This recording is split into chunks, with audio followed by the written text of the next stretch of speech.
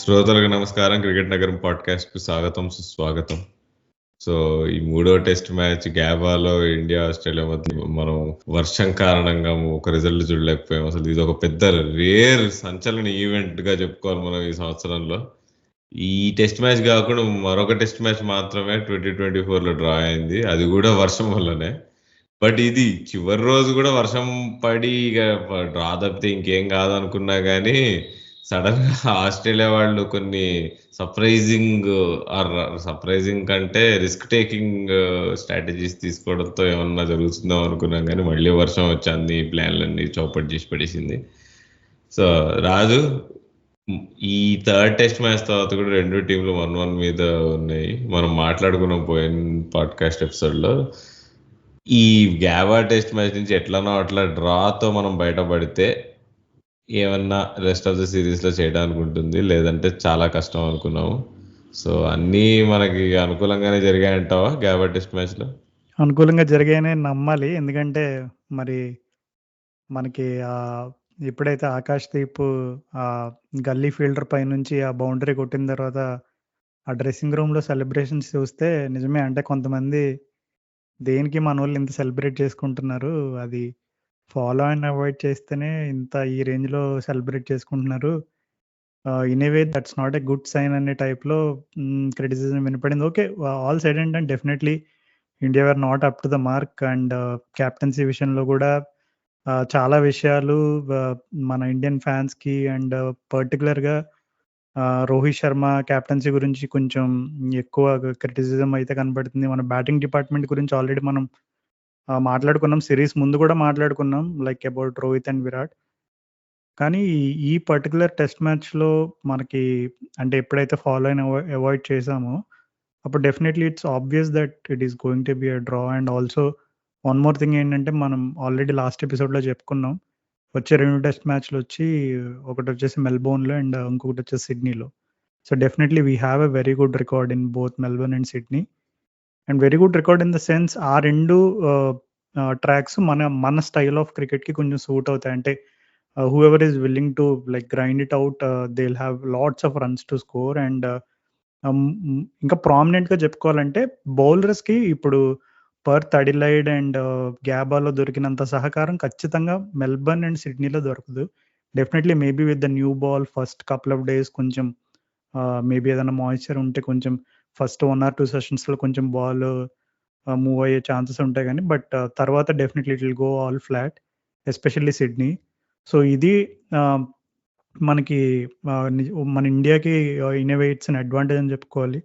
కానీ మనం లాస్ట్ ఎపిసోడ్‌లో కూడా డిస్కస్ చేసాం, like the in such tracks the importance of players like Pujara and also Rahane are someone like that. ఆ టైప్‌లో కొంచెం గ్రైండ్ అవుట్ చేసి ఎక్కువసేపు బాల్స్ తిని తర్వాత బౌలర్స్ వేర్ అవుట్ అయిన తర్వాత డామినేట్ చేసే టైప్ ఆఫ్ స్టైల్ అనేది చాలా అవసరం అవుతుందని మాట్లాడుకున్నాం. కానీ మనం టూ మచ్ అడ్వాన్స్‌గా వెళ్ళిపోతున్నాం.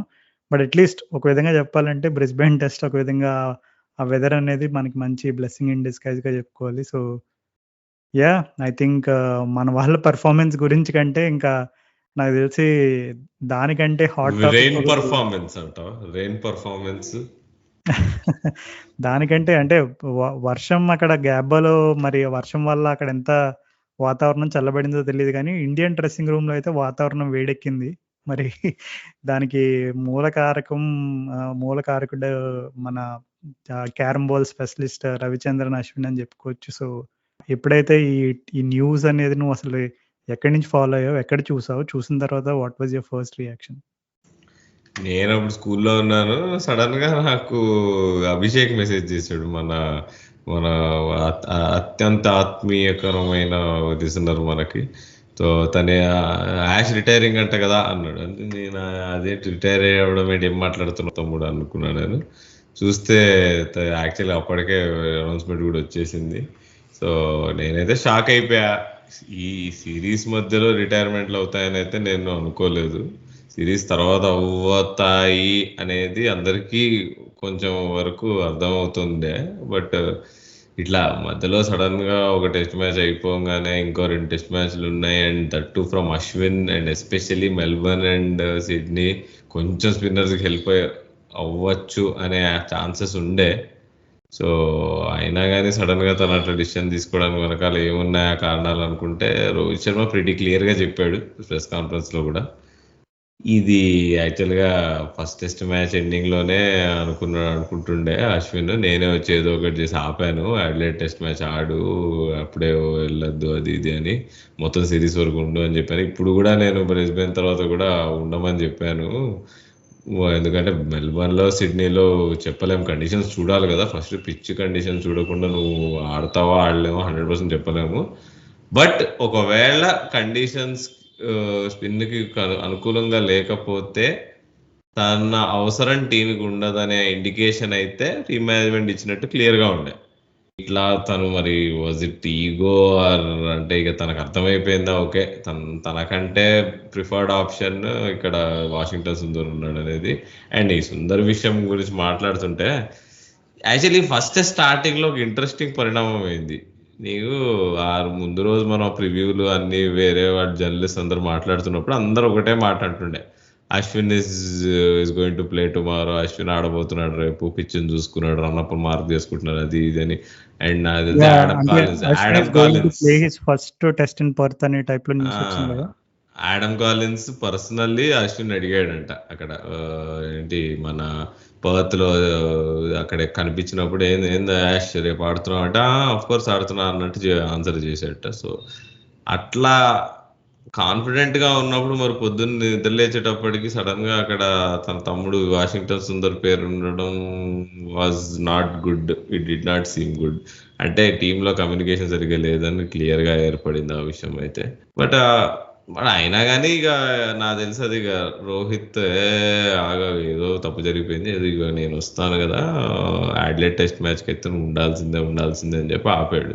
బట్ అంటే ఇది ఇంకా మనం రీక్యాప్ చేసుకుంటే రాజు, మనం గుర్తుందా మనం ఇంగ్లాండ్ సిరీస్ హోమ్ సిరీస్ ఈ ఇయర్ స్టార్టింగ్ లో మనం చూస్తున్నప్పుడు ఎగ్జాక్ట్లీ 1 year అవుతుంది almost. First Uppal test match లో అశ్విన్ పర్ఫార్మెన్స్ చూసి అండ్ తన ఫిట్నెస్ లెవెల్స్ చూసి నువ్వు నేను ఇద్దరం అనుకున్నావు, అయ్యే ఇంకా I think there is some difference ఈ సీజన్ చూస్తుంటే Ashwin. I don't think fitness wise కానీ అది కానీ, అండ్ బౌలింగ్ లో కూడా అంటే అంత కన్సిస్టెన్సీ కూడా లేదనిపించింది. But what a champion bowler he was. ఆ సిరీస్ మధ్యలో మొత్తం అంతా తిప్పిపడేశాడు, మళ్ళీ తను రీడిస్కవర్ చేసుకున్నాడు తన రిధమ్ అది ఇది అంతా చేసి. ఎందుకని తనకి 537 వికెట్స్ ఎందుకున్నాయా అనేది మనకు అర్థమైంది అనమాట ఆ సిరీస్ లోనే.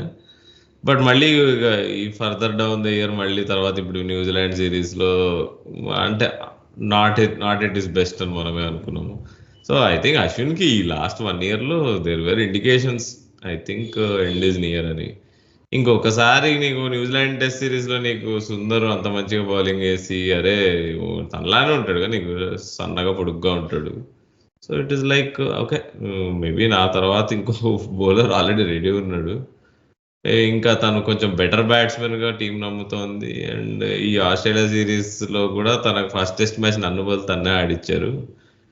అండ్ ఇప్పుడు ఈ సిరీస్ లో నేను మెల్బర్న్ లో సిడ్నీలో ఆడతానో లేదో తెలియదు, ఆడకపోతే మళ్ళీ నేను ఈ నెక్స్ట్ టెస్ట్ మ్యాచ్ ఎప్పుడా అని చూసుకుంటే మళ్ళీ జూలైలో నీకు ఇంగ్లాండ్ పోతాం. ఇంగ్లాండ్ లో నన్ను ఆడిస్తారా, మరి జడ్డూని ఆడిస్తారా, సుందర్ని ఆడిస్తారా, మరి అక్కడ మళ్ళీ వెయిటింగ్.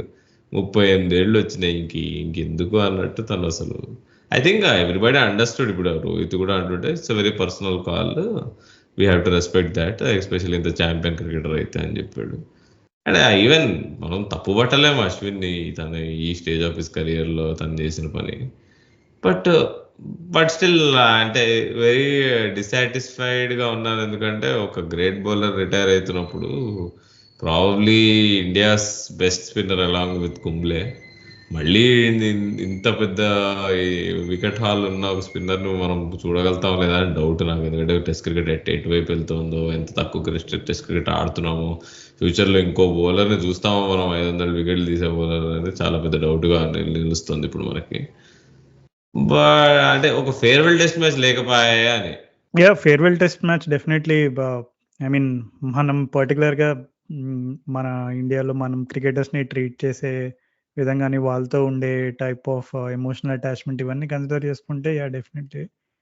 కానీ అశ్విన్ ఐ థింక్ మనం నార్మల్‌గా చూసుకుంటే always has given this impression that is a very intellectual cricketer. అంటే ప్రతి సిట్యుయేషన్‌లో గూడా తను నువ్వు ఇందాక ఎట్లయితే చెప్పావో తను రీడిస్కవర్ చేసుకోవడం గాని and also even in the shorter formats like మనం చూస్తా వచ్చాం ఐపీఎల్‌లో గత కొన్ని సంవత్సరాలుగా గమనించుకుంటే అసలు ఆఫ్ స్పిన్నర్‌లు ఆల్‌మోస్ట్ కనుమరుగైపోయారు. అంటే అశ్విన్ ఆహ్, అశ్విన్‌తో ఉండే Ashwin I think in fact he captained Punjab kings also I think one one one of the seasons. So కానీ ఆహ్, అశ్విన్‌లో కొంతమంది ఎక్కువగా క్రిటిసైజ్ చేసే factor and also at the same time it's also his strength అని కూడా చెప్పుకోవచ్చు. He has this ability to kind of rediscover himself and also try too many things. అంటే కొన్ని సార్లు అది ఇరిటేటింగ్ అనిపిస్తది. మనకు కూడా కొన్ని సార్లు ఓడీఐస్‌లో తన యాక్షన్ అది కూడా కొంచెం పాజ్ ఏసి వేయడము and round arm deliveries and అట్లాగే క్యారమ్ బాల్ ఇంకా డిఫరెంట్ వేరియేషన్స్ ఇవన్నీ కూడా తను ఏంటంటే ఆహ్, కొన్నిసార్లు జనరల్‌గా బౌలర్స్ మనకి ఏంటంటే సీరీస్ ముందు గాని, లేదంటే ఎప్పుడైనా వాళ్ళు ఇంజ్యూర్ అయినప్పుడు ఎక్కువ రీహాబ్ చేసుకుంటున్నప్పుడు they start working on different skills and release points ఇవన్నీ గూడా ఎట్లా అంటే కొన్నిసార్లు సీరీస్ ముందు పర్టిక్యులర్ బ్యాట్స్‌మెన్‌కి తగ్గట్టుగా స్ట్రాటజీస్ ఇవన్నీ ఎయడం మనం చూస్తాము.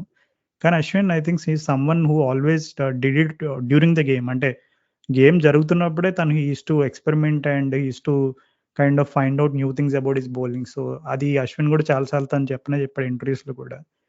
సో, డెఫినైట్‌లీ అంటే ఒక్కటైతే వాస్తవం అదేంటే అశ్విన్ లాంటి ఇట్లాంటి ఒక దిగ్గజ క్రికెటర్‌కి డెఫినైట్‌లీ ఫేర్‌వెల్ మ్యాచ్ ఉంటే బావుంటదనేటువంటి భావన అందరిలోనూ ఉంటది. కానీ ఆహ్, ఈ ముగింపు అనేది సరిగ్గా జరగలేదనేది మనకి చాలా స్పష్టంగా అర్థమవుతుంది. అంటే ఇందాకే అశ్విన్ ఒక ఎవరో ఒక ట్వీట్‌కి రిప్లై గూడా ఇచ్చాడు. ఏమనంటే, ఎవరో వాళ్ళ ఫాదర్ ఒక న్యూస్ ఛానెల్‌కి ఇచ్చిన స్టేట్‌మెంట్ ఏమనంటే, ఇట్లా ఖచ్చితంగా హ్యూమిలియేషన్ అయితే జరిగింది. అది తనైనా ఎంతవరకు టాలరేట్ చేయగలడు దాన్ని తట్టుకోలేకపోయాడు. అందుకనే ఖచ్చితంగా జరిగింది కాబట్టి రిటైర్మెంట్ ఇచ్చేసాడు. మేము ఎక్స్‌పెక్ట్ చేయలేదు. కానీ ఇట్లాంటిది జరుగుతుందనే భావనైతే మాలో కూడా ఉంది. ఈ హ్యూమిలియేషన్ ఇదంతా అని అన్నాడు. అంటే ఆ కోట్‌ని ఎవరో ట్వీట్ చేస్తే అశ్విన్ మా ఫాదర్‌కి అంత మీడియా తెలివితేటలు మా ఫాదర్‌కి లేవులే. అంటే ప్రెస్ వాళ్ళకి ఎలా సమాధానం చెప్పాలో, ప్రెస్ భాషలో ఎట్లా మాట్లాడాలో మా నాన్నగారికి తెలీదు. ఈ టాపిక్‌లో ఆయన్ని క్షమించి ఆయన్ని వదిలేయండి అని టైప్‌లో ఒక ట్వీట్ కూడా ఎసాడనమాట. కానీ ఓవరాల్ అంటే వాళ్ళ ఫాదర్ చెప్పింది పక్కన పెట్టినా లైక్ నువ్వు చెప్పినట్టుగా ఇట్స్ వెరీ ఆబ్వియస్. ఎందుకంటే నేను గూడా పర్త్ టెస్ట్ మ్యాచ్ అప్పుడు ఇది Ravi Ashwin is going to play his first Perth test అని అది చదివినప్పుడు మన వాళ్ళు ఏదో ఒక మంచి స్ట్రాటజీతో ఎళ్తున్నారు. అండ్ మనం ఇన్‌ఫాక్ట్ లాస్ట్ టెస్ట్ మ్యాచ్ అప్పుడు కూడా మాట్లాడుకున్నప్పుడు, మనం నితీష్ రెడ్డి ప్లేస్ గురించి మాట్లాడుకున్నప్పుడు నేను maybe do you think Jadeja will come in అనే పాయింట్ అడిగినప్పుడు నువ్వు లేదు అశ్విన్ ఉంటేనే బెటరు. మనకి బ్యాటింగ్ ఓకే గానీ అంటే అశ్విన్ ఉంటేనే బెటరు. ఇంకొక పేసర్ అంటే హర్షిత్ రాణానైతే పక్కన పెడతారనేది మనకు ఆల్‌మోస్ట్ అర్థమైపోయింది. ఆ లాస్ట్ టెస్ట్ మ్యాచ్ అయిన తర్వాత. కానీ నితీష్ రెడ్డినా, అశ్వినా, జడేజా ఈ టాపిక్ అప్పుడు మనం నువ్వైతే స్ట్రాంగ్ అశ్విన్ ఉంటేనే బెటరు. గాబా పిచ్ లైన్‌కి బాగా అనుకూలంగా ఉంటది. జనరల్‌గా అక్కడ ఎక్స్‌ట్రా బౌన్స్ అది ఉంటది. అశ్విన్ గూడా ఎఫెక్టివ్ ఉంటాడన్నావు. అండ్ నేను గూడా మేబీ అశ్విన్ ప్లేసు ఆహ్, ఉంటదేమో తనని తీయరేమో అనుకున్నాను. బట్ జడేజాని తీసుకొచ్చారు. సో, హ్మ్. ఐ థింక్ ఇవన్నీ మనం ఒకసారి అంటే ఫస్ట్ టెస్ట్ మ్యాచ్‌లో జరిగింది ఇవన్నీ కూడా మనం ఆలోచించుకుంటే ఇంకొకటేంటంటే అశ్విన్ మనం like is a South Indian boy. So, జనరల్‌గా చాలా సార్లు తను ఈ యూట్యూబ్ ఎపిసోడ్‌లు తన యూట్యూబ్ ఛానెల్‌లో అది గూడా మనకి అర్థమైన విషయాలేంటంటే తను జస్ట్ మనలాగే అంటే లైక్ మూవీస్ ఎక్కువ మూవీస్ చూడడము అండ్ ఇట్లా ఈ టైప్ తన సంభాషణ కూడా చూస్తే ఎవరితోనైనా తను ఎక్స్‌పర్ట్స్‌తో మాట్లాడిన క్రికెటర్స్‌తో మాట్లాడినా కూడా ఇదంతా feels like a very next door boy. So, and ఇంకొకటేంటంటే తను పర్టిక్యులర్‌గా is very well educated and తనకి అవకాశాలు గూడా అంత ఈజీగా రాలేదు. అంటే ప మధ్య మధ్యలో హర్భజన్ కొన్నిసార్లు తనకు సంబంధించిన ట్వీట్‌లేయడము అండ్ అలాగే ఐ థింక్ శివరామ్ కృష్ణన్ ఇంకా ఘోరంగా సోషల్ మీడియాలో తనని ట్రోల్ చేయడం ఇట్లాంటియన్నీ జరిగినియి. అండ్ అవే కాకుండా చాలా ఎపిసోడ్స్‌లో తను చాలా అంటే యునో లైక్ ఆ బుల్లెట్స్‌ని లైక్ ఆన్ ద ఫేస్ తీసుకొని చాలా సార్లు తన పెర్ఫార్మన్సెస్‌తో రెస్పాండ్ అయ్యాడు. సో, డెఫినైట్‌లీ ఈ someone who is not going to whatever happened in the dressing room అది మరి కోచింగ్ పరంగా ఏదన్నా మిస్‌కమ్యూనికేషన్ జరిగిందా? లేదంటే కెప్టెన్సీ పరంగా ఏదైనా మిస్‌కమ్యూనికేషన్ జరిగింది ఏంటనేవి మేబీ వాస్తవాలు తర్వాత తన పుస్తకం రాసినప్పుడు, లేదంటే తన యూట్యూబ్ ఆల్రెడీ ఓ ఛానెల్ పుస్తకం రాసాడుగా. ఆల్రెడీ ఓ పుస్తకం రాసాడు. మనం అది రివ్యూ అండ్ చేయడానికి ఇంకా ఇంకొకటి బాకీ. ఇంకొకటి ఇక ఏంటంటే మనకి రవి అశ్విన్ గత కొన్ని సంవత్సరాలుగా మనకి ఇండికేషన్ ఇచ్చాడు that he is going to be there in the is going to be involved with cricket for a long time అనేది. అంటే ఎందుకంటే తను ఎంతో ప్యాషనేట్‌గా ఆ యూట్యూబ్ ఛానెల్‌ని తను రన్ చేయడం అండ్ అట్లాగే డిఫరెంట్ టైప్స్ ఆఫ్ పర్సనాలిటీస్‌ని ఇన్వాల్వ్ చేయడము. అండ్ తనెప్పుడు తన ఆఫ్ టైమ్‌లో గూడా ఎక్కువ మాక్ క్రికెట్‌లో ఆక్షన్ కండక్ట్ చేసాడు రాజు మొన్న అదే గదా! అంటే తన ఆఫ్ టైమ్‌లో ఆస్ట్రేలియాకి గూడా బయలుదేరే ముందు. అదే. అంటే తను ఆఫ్ ఆఫ్ ద ఫీల్డ్ మనం చాలా సార్లు కొంతమంది క్రికెటర్లు అసలు మ్యాచెస్ లేనప్పుడు, ఇంటర్నేషనల్ క్యాలెండర్ లేనప్పుడు వాళ్ళు ఏం చేస్తున్నారో కూడా తెలీదు. అంత గుట్టుచప్పుడుగా even for example someone like Virat Kohli మన క్రికెట్ క్యాలెండర్ లేనప్పుడు అసలు కోహ్లీ ఎక్కడుంటాడు? కొంతమందయితే లండన్ మూవ్ అయిపోయాడు. అసలు ఇండియాలో ఇప్పుడు ఇండియా సిటిజన్ కాదు. ఇట్లాంటి చాలా స్టోరీస్ వింటా ఉంటే ఆఫ్‌కోర్స్ నాట్ జస్ట్ కోహ్లీ ఇంకా నువ్వు చాలా క్రికెటర్స్‌ని తీసుకుంటే వాళ్ళు ఇంటర్నేషనల్ క్రికెట్ క్యాలెండర్ లేనప్పుడు వాళ్ళసలు ఎక్కడుంటారు? ఐపీఎల్ లేనప్పుడు ఏం చేస్తారనేది మనకు పెద్దగా తెలీదు. కానీ అశ్విన్ విషయంలో యూ నో దట్ తను ఈ క్రికెట్ మ్యాచెస్ అవి లేనప్పుడు కూడా తన క్రికెట్ అకాడమీ తోటి అండ్ అట్లాగే ఈ యూట్యూబ్ తన ఛానెల్ తోటి ఇంకా చాలా విధాలుగా క్రికెట్‌తోని ఇన్వాల్వ్ అయ్యి ఉంటాడు. So, I think it's very like not just one thing అండి. ఇప్పుడు మనము అశ్విన్ ఎందుకు ఇంత ఇంత ఈ ఇష్యూ ఇది నిజంగా సీరియస్ ఇష్యూవా? లేదంటే మిస్‌కమ్యూనికేషన్ నిజంగా జరిగిందా? ఇవన్నీ మనం దాంట్లోకి తవ్వుకునే దానికంటే ముందు one thing is very obvious that Ashwin loves the game very deeply. And one someone has such kind of passion అదే లెవెల్‌లో తనకుండేటువంటి మరి అంటే ఇప్పుడు ఆ పర్త్‌లో జరిగిన ఇన్సిడెంట్స్ ఏవైతే ఉన్నాయో దాన్ని అదే లెవెల్‌లో తను బాధించుంటాయి. సో, అందుకని నాకు తెలిసి మరి ఈ టైప్ ఆఫ్ డెసిషన్ అనేది సీరీస్ మధ్యలో తీసుకున్నాడేమో అని అంటే అనుకుంటున్నా. తను అంటే ఇప్పుడు ముందొకటి వెనకాలొకటి మాట్లాడే రకం అయితే అశ్విన్ కాదు. మనం ఎప్పటి నుంచో చూసాం. Straight forward person. అండ్ తనకి సంథింగ్ బ్యాడ్ ఉంది. తనకు మంచి ఫీలింగ్ లేకపోతే తను ఏదో ఇట్లా సరే మంచితనానికి పోయి అదేంటి నలుగురు ఏమనుకుంటారు నేను సిరీస్ మధ్యలో రిటైర్మెంట్ ఇస్తే అనే విషయాన్ని పక్కన పెట్టేసి తన మనసులో ఉన్న విషయాన్ని తను బయటకు పెట్టి రిటైర్ అవ్వడం అనేది చాలా పెద్ద విషయం. అండ్ దట్ ఈస్ అంటే లాట్ ఆఫ్ కరేజ్ ఉండాలి. సో ఐ థింక్ అశ్విన్ కంటే కరేజియస్ పర్సనాలిటీస్ చాలా తక్కువ ఉంటారు క్రికెట్లో. అండ్ అంటే ఒక రకంగా చెప్పాలంటే is two ahead of the game. Cricket అనేది ఇంకా వెనకబడి ఉంది అశ్విన్ కంటే. సో ఇప్పుడు ఎవరో అన్నారు సింపుల్ ట్రాన్సిషన్ అశ్విన్ కోచ్ అయి కోచింగ్లోకి వెళ్ళిపోవచ్చు అన్నారు, కానీ దానికి ఎవరు ఇంకోళ్ళు కూడా అన్నారు. ఐ థింక్ ఎవరు డబ్ల్యూవి రామన్ కూడా కోచ్, తను కూడా చెన్నై బాయ్. ఆయన ఏమన్నాడంటే sometimes Ashwin is a very intelligent person, intelligent cricketer. Actually that may not be a good thing sometimes అన్నాడు. అండ్ నేను కూడా ఆ విషయంతో ఏకీభవిస్తాను. So maybe is too intelligent to become a coach or somebody like that. So but I think ఇంకో indication ఏమి ఇచ్చాడంటే అశ్విన్ సిఎస్కేకి నేను ఆడుతున్నా ఇప్పుడు 2025 ఐపీఎల్లో. అండ్ డోంట్ బి సర్ప్రైజ్డ్ ఇప్పుడు నేను చాలా రోజులు ఆడుకుంటూ పోయినా కానీ మీరేం పెద్ద ఆశ్చర్యపోవడానికి ఆస్కారం ఏం లేదన్నాడు. అండ్ దానికి అనుగుణంగా ఇప్పుడు ఐపీఎల్ వాళ్ళు కూడా ఒక 5 ఏళ్ళు ఆడకపోతే అన్క్యాప్ ప్లేయర్ కూడా అయిపోతాం మనం. సో క్లియర్గా చెప్పాడు for a very long time don't be surprised if I'm still playing అన్నాడు ఐపీఎల్లో. అండ్ క్లబ్ క్రికెట్ అని క్లియర్గా ఒక మాట చెప్పాడు. సో ఐ థింక్ తను తమిళనాడులో లోకల్ క్లబ్ క్రికెట్ ఆడకుండా అయితే ఉండడని నేను అనుకుంటున్నా. బికాజ్ ఎందుకంటే తను క్రికెట్ ఆడకుండా ఉండలేడు, క్రికెట్ నుంచి దూరం ఉండలేడు. Eat cricket, sleep cricket, drink cricket, everything cricket అనేది ఎవరిని డిఫైన్ చేయగలమంటే రవిచంద్రన్ అశ్విన్ అనుకుంటా. So I think it's a tribute. తన కెరియర్ని మొత్తం చూడగలిగాం మనం. సో అనిల్ కుంబ్లే కెరీర్ని ఊహ తెలియక ముందు చూడలేకపోయాము. But I think almost it is equal or maybe better than Kumble. ఒక బౌలర్ని మనం ఫస్ట్ లాస్ట్ చూడగలిగాం. సో అంటే యాక్చువల్లీ ఎంత చెప్పుకున్నా యాక్చువల్లీ అశ్విన్ గురించి తక్కువే. అంటే ఇప్పుడు నీకు Kohli, Rohit Sharma are the 2 biggest stars in Indian cricket. But Ashwin కూడా అక్కడే ఉండాలి. But the thing is is too smart. తను అర్థం కావడానికి ఐక్యూ లెవెల్ మనుషులకు కూడా ఎక్కువ ఉండాలి. ఇంకొకటి రాహుల్ ఇప్పుడు మనం అశ్విన్ గురించి మాట్లాడుకున్నాము. సో ఎందుకో కుంబ్లే కూడా కోర్స్ కుంబ్లే మనం కుంబ్లే స్టార్టింగ్ డేస్ నుంచి చూడడం, ఫాలో అవ్వడం అది మనకి కొంచెం తక్కువ ఉంటాయి మెమరీస్. కానీ కుంబ్లే కూడా సేమ్ ఇలాగే అంటే సేమ్ అశ్విన్ లాగే ఈజ్ ఆల్సో అంటే ఇప్పుడు స్కిల్‌ని కంపేర్ చేయం డెఫినెట్‌లీ. అంటే కుంబ్లేకి తనకి లిమిటెడ్‌గా ఉన్న స్కిల్స్ తను దాన్ని వాడిన విధానం అండ్ తను బ్రేవ్‌గా తను సేమ్ అశ్విన్ లాగే ఆల్‌వేస్ అప్ ఫ్రంట్ ఈ టైప్ ఆఫ్ క్యారెక్టర్‌లో తను చాలా సార్లు తను గూడా అంటే తన కెరియర్ ఎండింగ్‌లో కొన్ని సార్లు తనని సెకండ్ స్పిన్నర్‌గా పరిగణించిన సెకండ్ ప్రిఫరెన్స్ ఇచ్చినా సరే లైక్ తర్వాత మనం చూసాం తను కూడా కోచ్ అయ్యాడు. And everyone thought that wow! Anil Kumble ఇంత లెజెండరీ బౌలర్ మనకు కోచ్ అయ్యాడు. But it didn't go well గదా! అంటే నువ్వు ఇందాక 'డబ్ల్యూవి రామన్' అవి దాని గురించి కంపారిజన్ చేస్తుంటే నాకు సేమ్ అంటే ఇప్పుడు అనిల్ కుంబ్లే విషయంలో ఏం ఇష్యూస్ వచ్చినియి అనేది మనకు కొంతవరకు బయటకొచ్చినియి. సో, రవి అశ్విన్ గూడా కోచింగ్ సైడ్ ఎళ్తే మేబీ సిమిలర్ ఇష్యూస్‌తో సతమతమయ్యే అవకాశం ఉందని అనుకోవచ్చా మనం? Yeah! Of course. I think Ashwin is smart enough to know that అని నేను అనుకుంటున్నా. ఇప్పుడు అశ్విన్ క్యాప్టెన్సీ స్టింట్ కూడా దానికి ఎగ్జాంపుల్. తను మరీ హి వాస్ టూ అహెడ్ అక్కడ ఆ కింగ్స్ 11 సెటప్‌లో. Very bad team to be captaining ఒక రకంగా పాపం. ఐ థింక్ తను కింగ్స్ 11 కాకుండా వేరే ఏ టీమ్‌కి అయినా క్యాప్టెన్ అయి ఉంటే నాకు తెలిసి he would have been a long term captain. So it was like అంటే అదృష్టం లేదనుకోవాలి. And he was too ahead of that team itself నాకు తెలిసి.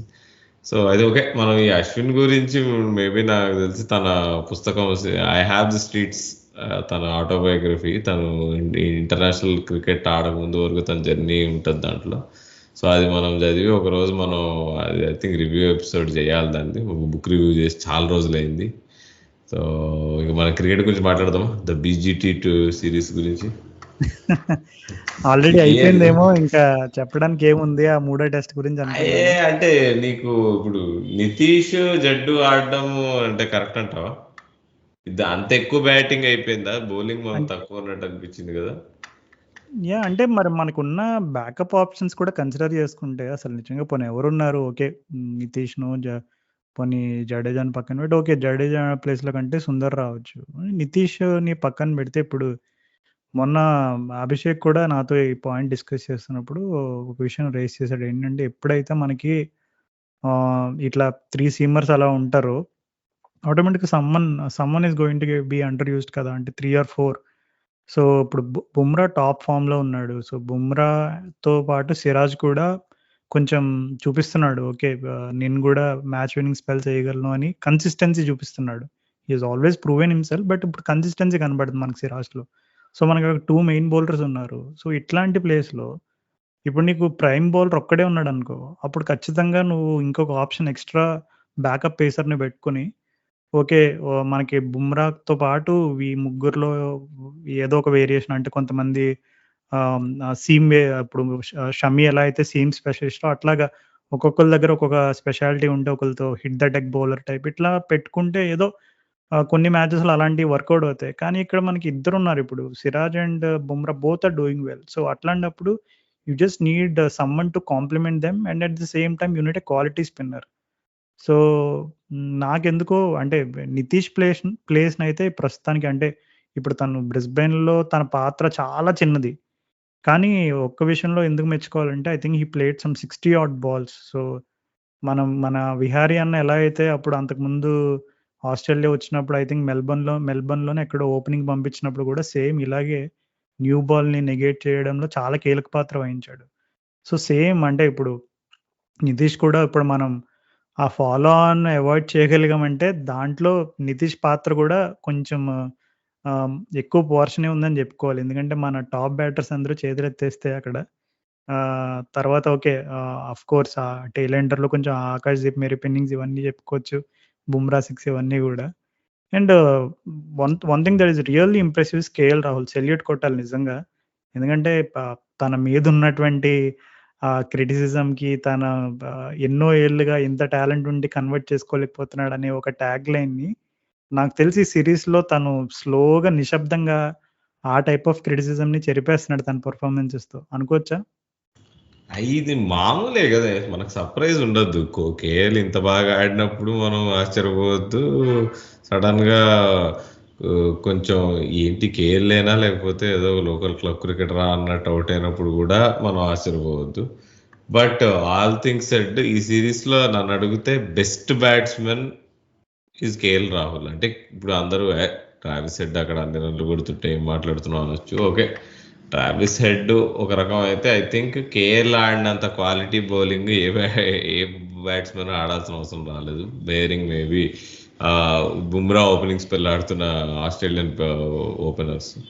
సో నీకు ఆస్ట్రేలియన్ పేసర్స్ ని నీకు Starc, Cummins, Hazlewood, Scott Boland నలుగురి మీద ఆడుకుంటూ తను ఇట్లా కన్సిస్టెంట్ గా ప్రతి మ్యాచ్ లో మిగిలిన టీం అంతా అవుట్ అవుతుంటే, లైన్ కడుతుంటే తను ఓపెనింగ్ వచ్చి కింది వరకు ఆడడం తన గురువు గారు అయిన రాహుల్ ద్రవిడ్ని గుర్తు చేస్తున్నట్టు అనిపించింది నాకు. And very, I mean, so I think Australian commentators కూడా ఫుల్ ఫిదా అయిపోయారు. అసలు ఏమన్నా టెక్నికా, సాఫ్ట్ హ్యాండ్స్ ఏంటి, నీకు బాల్ని లేట్గా ఆడడం ఏంటి, and this is the perfect technique. అసలు ఇలా ఆడాలి టెస్ట్ క్రికెట్ అంటే. ఇవాళ రేపు అందరు T20 వాళ్ళ అందరు టెక్నిక్లు పాడైనాయి కదా అన్నట్టు అందరు అంటున్నారు. So I think all credit goes to KL Rahul. అంటే తను కష్టపడి కూడా ఉంటాడు నాకు తెలిసి సిరీస్ ప్రిపరేషన్ టైంలో. సో ఇంకేం లేదు చెప్పడానికి, ఏం లేదు. మన బాధ ఏంటంటే కేఎల్ రాహుల్ బాగా ఆడుతున్నాడు కానీ అక్కడ విరాట్ కోహ్లీ సార్ మరి మళ్ళీ ఇంకోసారి ఫోర్త్ స్టంప్ మీద బాల్ గెలుకొట్టాడు. It was a very very poor dismissal. నన్ను అడిగితే బ్యాడ్ కూడా కాదు, పూర్ అంటాను. యా అంటే ఎందుకు అది చూడడానికి కూడా చాలా ఇబ్బందిగా ఉంది.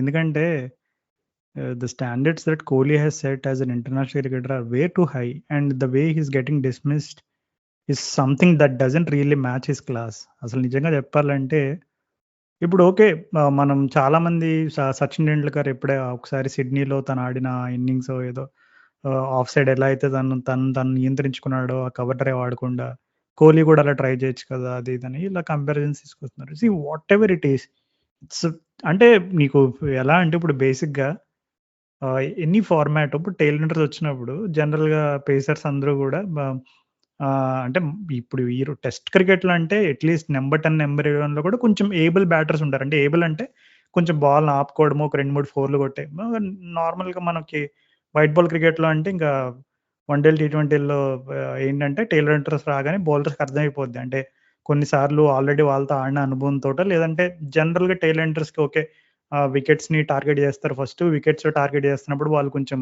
ఊపి కనెక్ట్ చేస్తే అప్పుడు బౌన్సర్‌లు ఎయడము. ఇట్లా అంటే వాళ్ళకేంటంటే అరే! టెయిల్ రన్నర్స్ వచ్చారు వీళ్ళకి ఆబ్వియస్ ఇదే ఎయ్యాలి అని వాళ్ళకింకా అది ఆ రూల్ వాళ్ళకింకా అన్‌సెడ్ రూల్ అది. బౌలర్స్ ఎవరికైనా ఎస్పెషల్లీ పేసర్స్. సో, అట్లా కోహ్లీ రాగానే నువ్వు జస్ట్ ఏం చేయక్కర్లేదు. కళ్ళు మూసుకొని ఔట్ సైడ్ ఆఫ్ స్టంప్ నీ బాల్ వదిలితే ప ఏదో ఒక బాలు నిక్ చేసేస్తాడని అంటే అంత ఐ మీన్ అది నిజంగా డైజెస్ట్ చేసుకోవడానికి చాలా మంది ఫ్యాన్స్‌కైతే చాలా ఇబ్బందిగా ఉంది. నిజంగా అన్ని సార్లు రిపీటెడ్‌గా ప ఐ థింక్ ఈవెన్ మొన్న 'ఆకాష్‌దీప్' కూడా తను జస్ట్ ఊరికే ఇన్‌స్టాలో ఒక పోస్ట్ అదే ఏదో పెట్టి ఇన్‌స్టాలో ఐ మీన్ థ్రెడ్స్‌లో దేంట్లోనో పెట్టాడు. అది మామూలుగా అంటే తను ఆస్ట్రేలియా సీరీస్ మెమరీస్ గాని ఏదో పెట్టి దాంట్లో కూడా తను కోహ్లీని డిస్మిస్ చేసాడు. అది కూడా ఏంటంటే out side off stump. Akash Deep కాదు, ముఖేష్ కుమార్. ముఖేష్ కుమారా? Sorry. Okay. Yeah! So whoever it could be. I think అది అంత ఆబ్వియస్ వీక్‌నెస్ అనేది కనబడుతుంటే నీకు ఇప్పుడే చాలామంది ఎక్కువ ఈ ఈ మళ్ళా ఈ వీక్‌నెస్‌ని చూసి అరే! పర్త్ అనేది ఓవర్ రేటెడ్ 100 అది అసలేం లేదు. పిచ్ అంతా ఫుల్ ఫ్లాట్ అయిపోయింది. ఇంక ఇండియా కూడా ఆల్రెడీ అప్పటికే డామినెంట్ పొజిషన్‌లో ఉంది. ఆస్ట్రేలియా వాళ్ళని ఫస్ట్ ఇన్నింగ్స్‌లో తక్కువగా ఆల్ ఔట్ చేశారు మనోళ్ళు. సో, ఆటోమేటిక్‌గా ఆల్రెడీ అక్కడ జైస్వాల్ వీరోచితమైన ఇన్నింగ్స్ ఆడాడు. కోహ్లీ అప్పుడేం అంత ప్రెషర్‌లో లేడు. సో, పిచ్ కూడా ఫుల్ ఫ్లాట్ అయిపోయింది. అది ఓవర్ రేటెడ్ 100 అని ఇప్పుడు ఆ క్రిటిసిజం కూడా వస్తుంది. సరే అది ఓవర్ రేటెడా కాదా it's a topic for a different day.